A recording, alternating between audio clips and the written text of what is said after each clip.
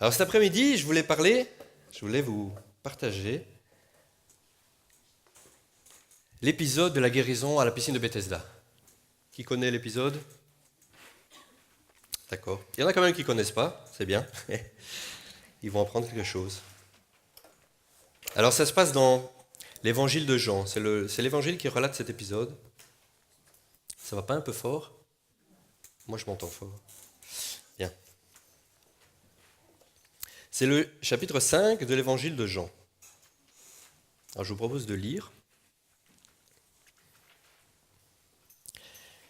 Après cela, il eut une fête juive et Jésus monta à Jérusalem. Alors vous n'avez pas la même traduction de moi, comme ça vous avez deux versions d'une fois. D'accord? Vous allez voir, ça dit la même chose. Or, à Jérusalem, près de la porte des brebis, il y avait une piscine qui s'appelle en hébreu Bethesda et qui a 5 portiques. Sous ces portiques, un grand nombre de malades étaient couchés, des aveugles, des boiteux, des paralysés.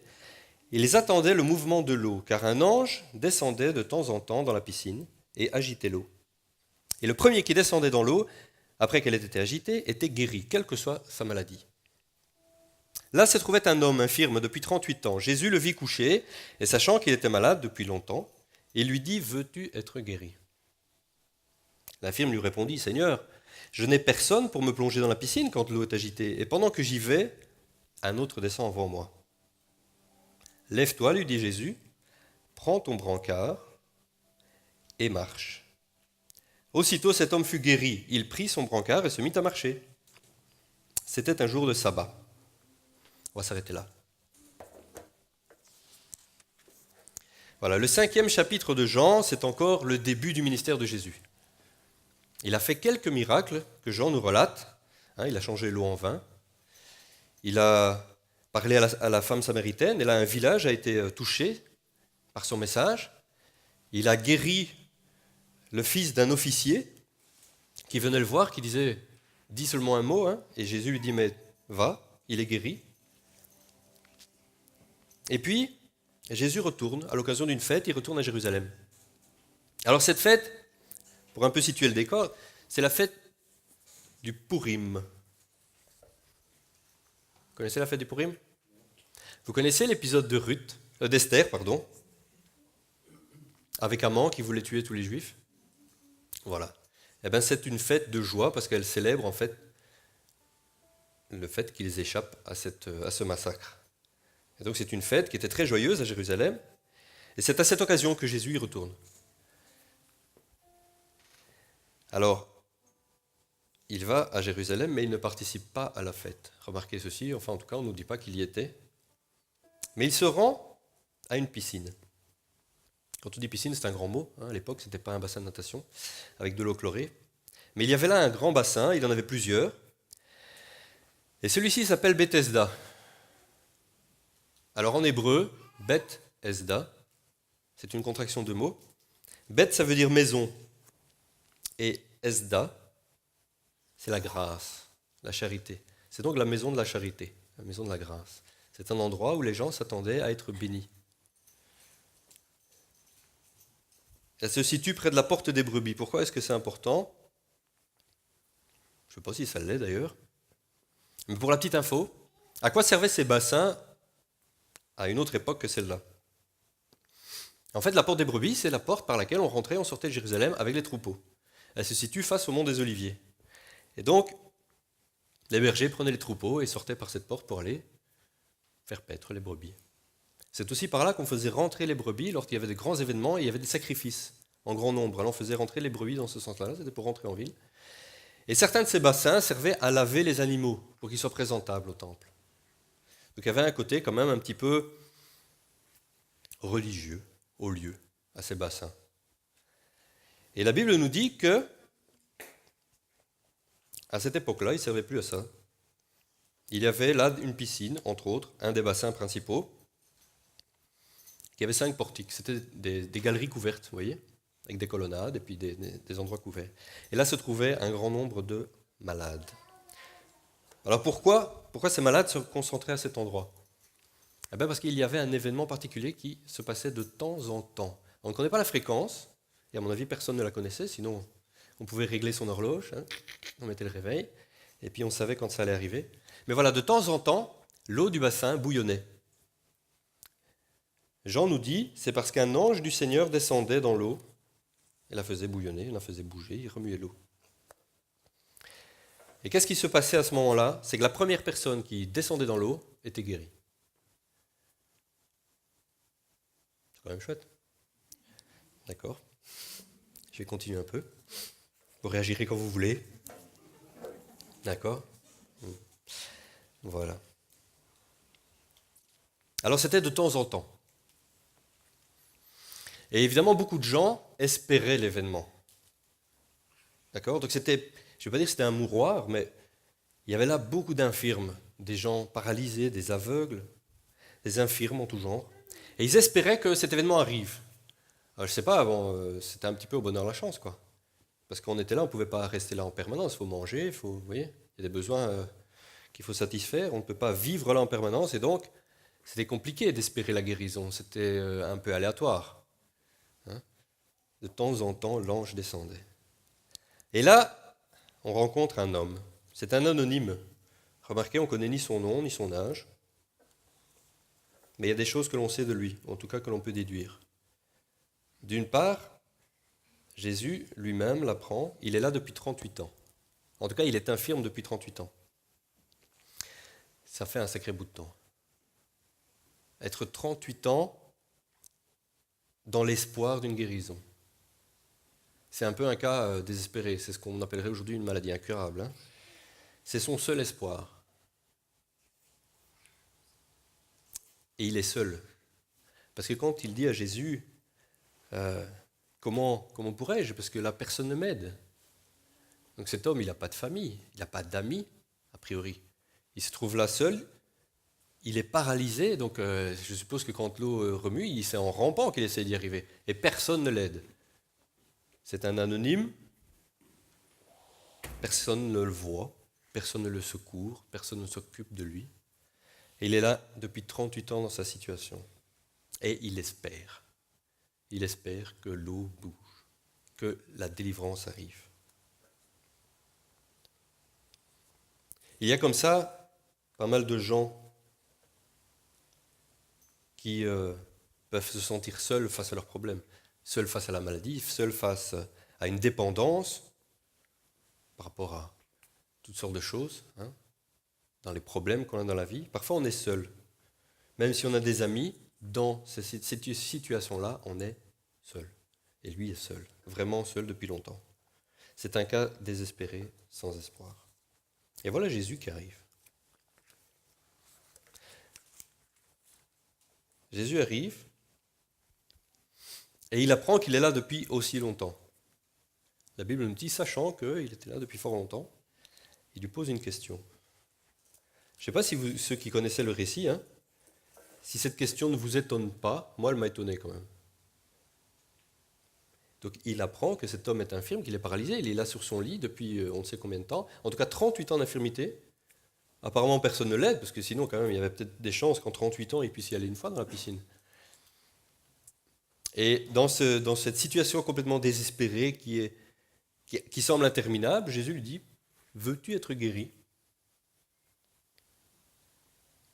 Mais encore plus étonnant, c'est sa réponse. Je sais pas moi, si quelqu'un est malade et on lui dit tu veux être guéri, qu'est-ce qu'il répond? Oui. Oui, il répond pas oui. Je pense qu'il a été étonné de la question. Parce qu'en même temps, lui demander s'il veut être guéri alors qu'on vient d'apprendre que ça fait 38 ans qu'il est malade. Alors il répond, bizarrement, Seigneur, je n'ai personne pour me plonger dans la piscine quand l'eau est agitée. Et pendant que j'y vais, un autre descend avant moi. Il y a sur Terre des endroits comme ça où on dit il se passe quelque chose, des miracles, il y a des guérisons, il y a des signes particuliers. Et les gens s'attendent, presque logiquement, à ce qu'il faille aller là-bas pour qu'il se passe quelque chose. Vous voyez, à l'époque de Jésus, lui faisait des miracles, mais là, ça ne faisait pas encore des années qu'il travaillait dans la région, et tout le monde ne le connaît pas. Donc il y a toujours des lieux un peu particuliers, celui-là en est un, la piscine de Bethesda, et beaucoup d'infirmiers de malades vont là. C'est marrant, ils ne vont pas au temple. l'impression que Dieu ne répond pas, sans doute autant. En tout cas, là, il se passe des choses, de temps en temps. Et sa seule réponse à cet homme, quand Jésus lui demande « veux-tu être guéri ?», c'est d'expliquer la situation. Il dit « mais c'est-à-dire quoi, l'eau vient de remuer, j'ai pas compris. » Vous voyez ? Il dit « mais comment pourrais-je guérir ? Comment pourrais-je l'être, puisque j'arrive pas à l'eau ? C'est impossible, cette situation est compliquée. Tu me demandes si je veux te guérir. Si je veux te guérir, écoute, comment tu veux que j'aille dans l'eau ? Quand ça arrive, tout le monde y va, moi j'arrive en rampant, c'est trop tard, quoi. Le temps que j'arrive, quelqu'un d'autre y est. Parfois, on veut, même quand on s'approche de Dieu, par la prière, on est croyant et fervent, on s'attend à ce que ça se passe d'une certaine manière. Vous voyez ? On a l'habitude de certaines choses. Il faut peut-être prier un certain temps, ou il faut prier d'une certaine manière. Il faut peut-être attendre la venue d'un évangéliste particulier qui doit venir pour ça, qui est connu parce qu'il y a des guérisons. Mais cet homme, il a une chance extraordinaire, c'est que c'est Jésus qui lui pose cette question. Et lui ne le connaît pas. Ça, on va le voir ensuite. Parce que Jésus lui dit simplement ceci. Lève-toi, prends ton brancard ou ta natte ou ton... Qu'est-ce que vous avez comme version ? Ton brancard et marche. Je vais le redire parce que vous n'avez pas réagi. Donc Jésus lui dit, lève-toi, prends ton brancard et marche. Ah ouais, quand même. Je veux dire que... bon. Cet homme, il obéit. Quelque part, il se lève, il prend son lit et il s'en va. Il aurait pu dire, qu'est-ce que tu racontes ? Il croit, il saisit la guérison, il obéit, il fait ce que Jésus lui demande. Il y a quelque chose qui est important, parce que la suite du récit, c'est que cet homme se balade avec son brancard, il rentre à la maison sans doute, et puis il se fait interpeller par des religieux. Ils ne sont pas très contents parce qu'en fait c'est un jour de sabbat. Et je ne sais pas s'ils connaissent l'homme en question, mais il se fait interpeller directement. Et où tu vas avec ça ? Vous voyez, les règlements, la religion est faite de règlements, et ça passe au-dessus de tout. Dans cette situation, à cette époque, dans ce milieu, c'est qu'est-ce que tu fais là ? Tu as été guéri ? Ça ne nous intéresse pas, excuse-nous. On est sabbat là. Tu n'as pas le droit de faire ce que tu fais. Oui, mais voilà. Celui qui m'a guéri m'a dit, lève-toi et marche. Donc, je fais. J'ai pris mon truc et je rentre à la maison. Alors, ils ont dit, qui t'a dit ça ? Et ça, c'est extraordinaire parce que l'homme, il ne sait pas. Je ne sais pas si vous avez l'habitude de ce genre de récit, mais moi j'ai souvent entendu que pour être guéri, il faut avoir la foi. Et donc avoir la foi, ça veut dire connaître Jésus, etc. Là, l'homme, il ne sait même pas qui l'a guéri. Vous voyez jusqu'où va l'amour de Jésus ? Parfois, il a guéri des gens qui ne savaient même pas qui il était.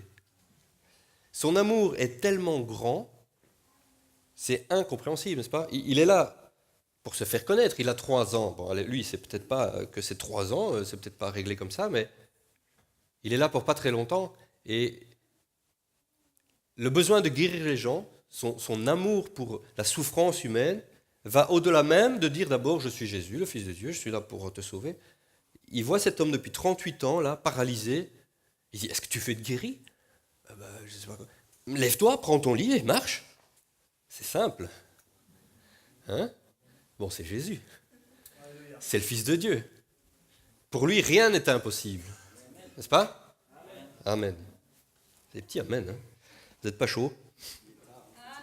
C'est plus tard que d'habitude. Amen, voilà.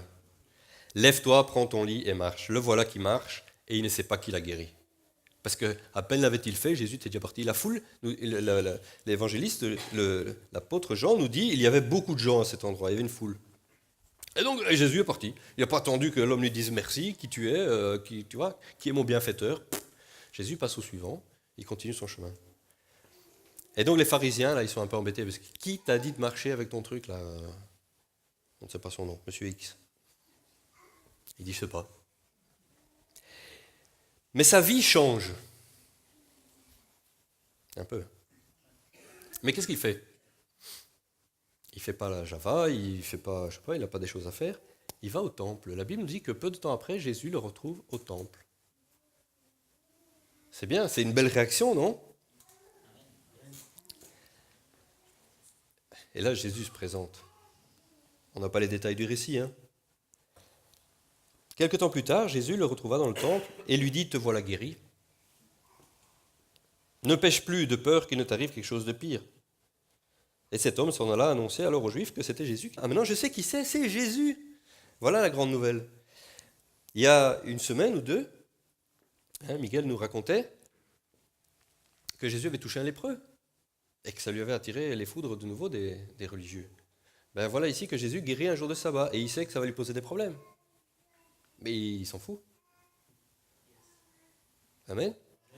Ben oui, c'est quand même génial, non? Faire le bien passe au-delà de la petite loi qui dit le samedi ou le dimanche, tu ne travailles pas. Tu vois? Ça passe au-delà de tu ne touches pas un lépreux, parce qu'ils sont impurs. Ça va te rendre impur, mais tu es parti pour de la sanctification et des ablutions. Ouais. Ça passe au-delà de ça. Jésus passe au-delà de tout ça. Il est là pour guérir. C'est sa volonté, c'est sa personne, c'est son cœur, c'est le cœur de Dieu. Amen. Je vais tirer les amen. Hein. C'est un peu difficile, non? Ah oui. Voilà, Jésus fait un détour par cette piscine, un jour de fête, parce qu'il a du bien à faire. Il n'est pas là pour faire la fête, c'est bien la fête, il retourne à Jérusalem à cette occasion. Mais il fallait qu'il aille toucher cet homme inconnu, abandonné de tous, là, malade depuis 38 ans. Tu n'es peut-être pas connu dans tes problèmes, peut-être que les gens qui t'entourent ne savent pas quels sont tes problèmes. Mais il y en a un qui le sait. Il connaît tout de toi. Amen. C'est Jésus-Christ. Et Jésus va voir cet homme-là. Jésus va voir la personne qui est en souffrance, celui que personne ne regarde, celui que personne ne voit, celui que personne n'aide. C'est le cœur de Dieu. Il va voir cet homme et la seule chose qu'il demande, c'est « veux-tu être guéri ?» Il ne demande pas « veux-tu changer de vie ?» Veux-tu être guéri? Je vais commencer par te restaurer. Et puis tu me connaîtras. Je te restaure, je te guéris, et ensuite approche-toi de moi, tu verras qui je suis. Cet homme va au temple, parce que, à mon avis, il s'est quand même dit, c'est Dieu qui m'a guéri. Cet homme devait être un homme de Dieu, je vais aller au temple, je vais adorer, je vais voir ce qui se passe. Et Jésus le retrouve là. Il dit, te voilà guéri maintenant. Amen. C'est important de savoir que Dieu nous connaît. Dieu connaît ton cœur, Dieu connaît tes problèmes, il connaît les difficultés que tu as. Et Jésus est celui qui sauve, celui qui guérit, celui qui transforme les vies.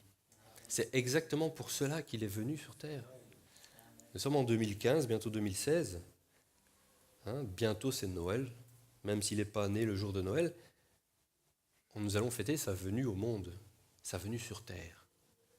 Dieu fait homme. Dieu est venu, il a mis une combinaison d'hommes.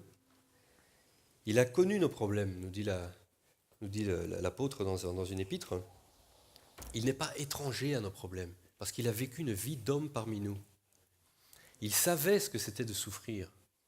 Et il l'a su encore bien plus une fois qu'il est passé par le châtiment suprême. Et il a accepté volontairement de passer par là. Il a accepté de donner sa vie, de souffrir la torture, de souffrir la crucifixion.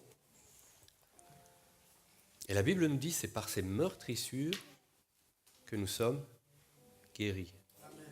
Amen. Il n'est pas seulement venu nous sauver, mais il est venu aussi nous guérir, dans tous les sens du terme. Dieu est venu sur terre pour résoudre nos problèmes, pour nous racheter, pour que nous ayons une nouvelle vie, un nouveau départ. Comme cet homme qui était un nobody, peut-être seul au monde, pas de famille, dans sa souffrance, dans son désespoir, pendant 38 ans. Il était malade depuis plus longtemps que Jésus n'était vieux. Vous voyez ce que je veux dire? Avant que Jésus ne naisse, lui était déjà infirme. Et on ne nous dit pas que c'est de naissance. Mais Jésus savait qu'il serait là ce jour-là. C'est pour ça qu'il est passé par là. Il y a comme ça des gens qui, face aux difficultés, ils ratent toutes les solutions. Toutes les solutions, ils leur échappent. Cet homme, il était toujours trop tard dans la piscine. Parfois, c'est ce qui arrive avec nous. On s'est dit, mais j'ai quand même pas de chance, quoi. Voilà ce qui m'arrive, et encore ça, et encore ça. Et puis si j'avais été là, ou si j'avais été à tel endroit, ou si j'avais eu les moyens d'eux. Un peu comme cet homme. Comment veux-tu que je sois guéri? J'ai jamais l'occasion. Et même quand ça se passe, c'est pas pour moi, c'est pour un autre. Il n'y a pas de chance ou de malchance. Quels que soient les problèmes dans lesquels parfois nous nous sommes mis, ou parfois la vie nous a mis, Jésus a la solution. Amen. Et son amour est sans borne. Amen. Il t'aime toi, il t'aime toi, il t'aime toi, il t'aime toi. Tous pareils. Toi aussi. Je t'ai pas oublié. Amen. Parce qu'il est mort pour toi comme il est mort pour moi. Et il veut changer ta vie. C'est extraordinaire, non? Moi, je pense qu'on peut faire un wouh! Ouais. Ouais, dans un monde où c'est chacun pour soi. Au XXIe siècle, c'est peut-être pire que jamais. Nous parlions l'autre jour d'une vidéo que l'on voit sur Internet ces temps-ci. Enfin, il y en a plein, mais une en particulier, où on voit un homme se faire les poches pendant qu'il a l'air de dormir au métro. Je ne sais pas si quelqu'un a vu cette vidéo. On voit un homme assis sur un banc et les mains dans les poches. Il a l'air complètement en train de dormir. Et un type s'approche de lui. Il essaie de voir s'il dort. Et puisqu'il dort, il lui fait les poches. Donc il est filmé par la caméra de surveillance. Il fait les poches à gauche, puis il change de place, il se met de l'autre côté du gars, puisque le gars dort toujours, il fait la poche à droite. Et puis il s'en va. Et cet homme se réveille. À mon avis, il n'était pas bien, parce qu'il ne tient pas sur ses jambes. Et donc on voit le type qui est là comme ça. Et il a toujours les mains dans les poches, vous voyez ce que je veux dire? Où il est complètement bourré. Mais le voilà qui tombe sur les rails. Et voilà la rame de métro qui arrive. Et pendant cette entrefaite, donc il s'est fait faire les poches, le voleur évidemment s'en va, il n'attend pas son reste, il ne demande rien. Un autre homme passe par là, et il attend le métro, et il voit le type qui est sur le banc, et puis il le voit se lever, tituber, le voilà qui tombe. Et c'est pas pour juger cet homme, parce que je pense que parfois on réagit comme ça, mais plutôt que de courir, essayer de le sortir de là où il est, le type il fait ça. Voilà. Et il attend son métro. Mais le gars vient de tomber à 5 mètres de lui, même pas. Et le métro arrive. Et le métro s'arrête à 50 cm du type qui est par terre. On ne sait pas si le chauffeur l'a vu, parce que le chauffeur ne sort pas. Je pense qu'il ne l'a pas vu. Vous voyez, le métro, c'est noir, toujours les endroits, les rails et tout ça, là où c'est électrifié. Donc le métro s'arrête, les portes s'ouvrent, tranquille. Et ce type qui est là, en train de faire « j'ai rien vu », c'est pas mon problème, il rentre dans le métro, sans regarder ce qui se passe devant. Et à ce moment-là, il y a un type qui vient, il est hors champ caméra, il vient en courant. Et il dit au type du conducteur, wow, bouge pas, il y a un type par terre là. Et il descend le gars, il sort le gars. Vous savez qui c'est ce type? C'est le voleur qui lui faisait les poches. Ouais. Voilà dans quel monde on vit, c'est un peu étrange. Et ces récits aujourd'hui sont... Il y en a plein. Des gens qui se font agresser, personne n'intervient. Des gens qui s'écroulent par terre. On fait, oula, oula, qu'est-ce qui se passe ici? J'ai rien vu. Ce sont des cas. Une expression que j'ai lue quelque part, un cas Bethesda. Vous voyez, cet homme-là, qui est là depuis 38 ans, c'est comme ça. Personne ne le voit, personne ne le regarde. Tout le monde passe à côté. Et puis d'abord, c'est moi, excuse-moi. Je sais que, ouais, il paraît que ça fait tellement longtemps que tu es là, toi. Mais bon, quand ça bouge, c'est moi d'abord, quand même, c'est ma peau. Le cœur de Dieu, ce n'est pas celui-là. Nous en avons déjà parlé souvent. Souvent, nous en parlons parce que c'est quelque chose qui est au cœur de notre mission de chrétien et qui est au cœur de notre vision d'église. Nous devons aller vers ceux qui souffrent. C'est ce que Jésus nous a appelés à faire. Alors quand le Saint-Esprit te change, qu'il remplit ta vie, tu ne peux plus être insensible à la souffrance des autres. C'est impossible. Parfois, avec le temps, on s'endurcit à nouveau. Vous voyez, on dit souvent, si on fait taire sa conscience, elle ne parle plus. Mais c'est un peu ça. L'Esprit de Dieu te parle régulièrement. Mais si tu réfrènes, si tu dis, oui, mais comment pourrais-je Comment pourrais-je Comme cet homme-là, comment pourrais-je Personne ne m'aide. Qu'est-ce que je peux faire? Je suis impuissant. Eh bien, sache que le disciple accompli est comme son maître. Et que veut dire chrétien? Qui sait? Vas-y, réponds. Qui est comme Christ. Ce sont des petits Jésus. C'est le nom qu'on a donné à ces chrétiens. Mais la première fois qu'on a donné le nom de chrétien, c'était à cause de ça. C'était tous des Jésus, là. Qu'est-ce qu'ils font? Ils font tous comme Jésus. Relisez les Actes des Apôtres, et vous allez voir comment le Saint-Esprit agissait par eux. Ils faisaient effectivement ce que Jésus avait annoncé. Vous ferez ce que j'ai fait. Jésus avait dit à ses disciples, allez, qui connaît la suite? Guérissez les malades et annoncez la bonne nouvelle. Annoncez le royaume de Dieu. Voilà ce à quoi Jésus appelle ses disciples. Est-ce que nous voulons être des disciples de Jésus? Vous voyez, être chrétien, 2000 ans après, on se demande ce que ça veut dire parfois. Est-ce que être chrétien, c'est dire je crois en Dieu, je crois en Jésus, Jésus a donné sa vie pour nous et il nous a sauvés. Et je vais le dimanche à l'église écouter un bonhomme qui s'évertue devant raconter des choses. Et parfois c'est pas mal, parfois c'est moins bien. Et la louange, parfois c'est bien, parfois ils sont pas très ajustés. Et puis ça fait du bien quand même, et puis comme ça lundi je peux aller bosser, ça va. Je suis chrétien, vous voyez? Qui veut plus que ça? Moi, je veux ça. Amen. Ouais. Et vous savez, pour avoir plus, c'est pas compliqué. Qu'est-ce qu'il faut faire?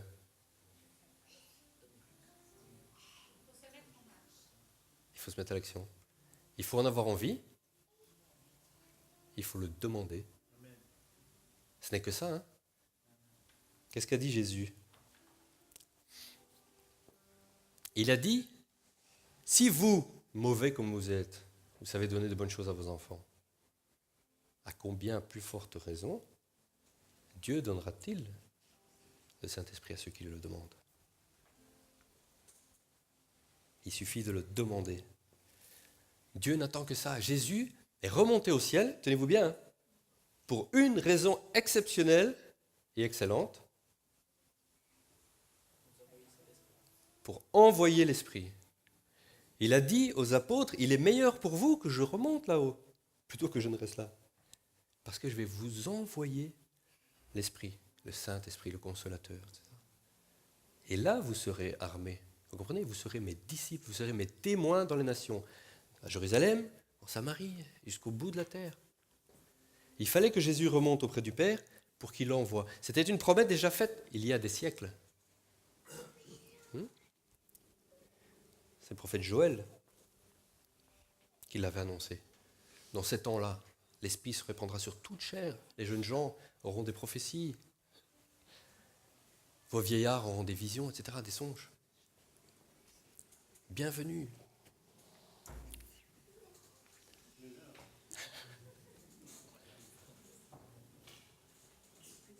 Il faut le demander.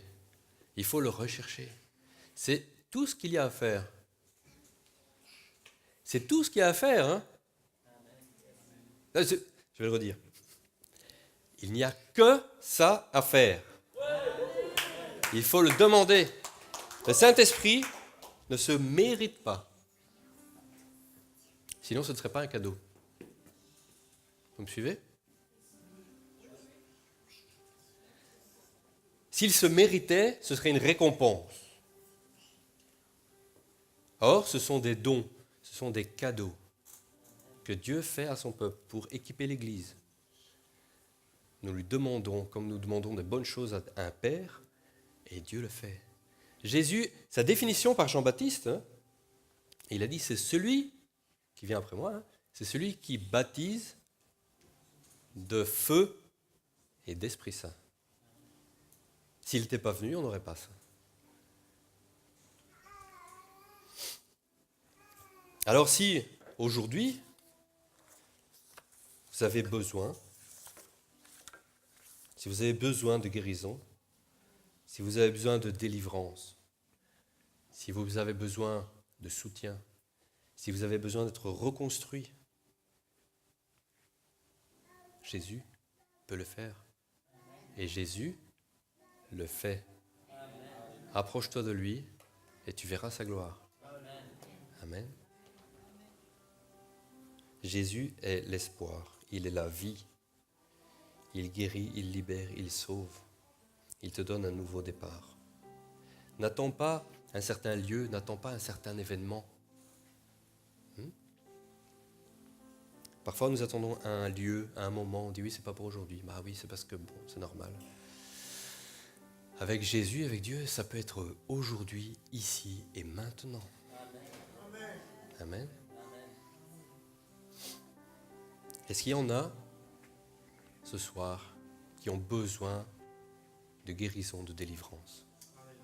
Est-ce que quelqu'un veut cela? Amen.